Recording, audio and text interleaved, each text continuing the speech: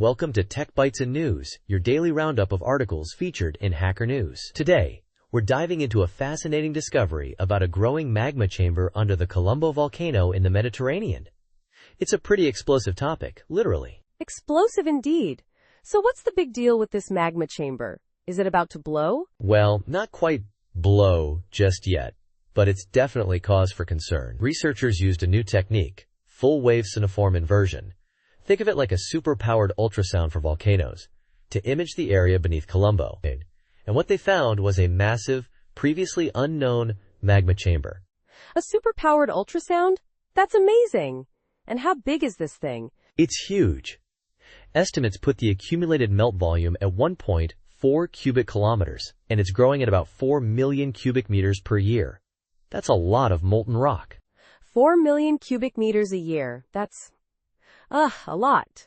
So what does that mean for Santorini? That's the million-dollar question, isn't it? The study suggests that if this growth continues at the current rate, Colombo could reach a critical melt volume similar to its last eruption in 1650, potentially within the next 150 years.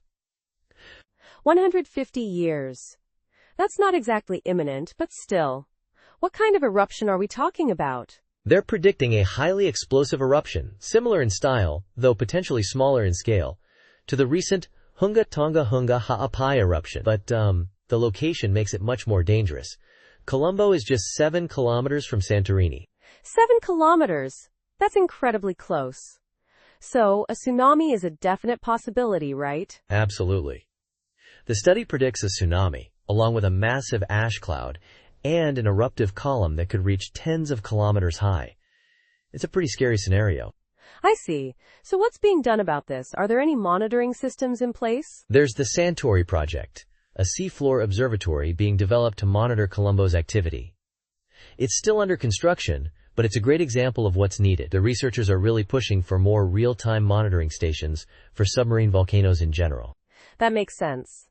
Monitoring underwater volcanoes is obviously more challenging than on land.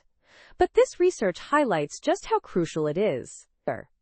This full waveform inversion technique sounds like a game changer. Exactly. It's a significant advancement. It allows for much clearer images of subsurface structures than previously possible.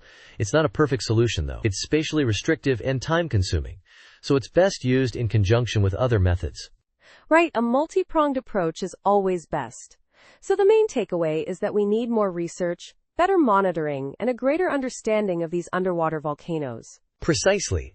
This study on Colombo is a wake-up call. We need to invest in the technology and infrastructure to better monitor these potentially devastating events. It's not a matter of if, but when. Absolutely. Thanks for breaking down this important research for us. It's certainly something to keep an eye on. My pleasure. And that's all the time we have for today's Tech Bytes and News. Thanks for listening, and remember to stay informed and stay safe. Goodbye. Bye-bye.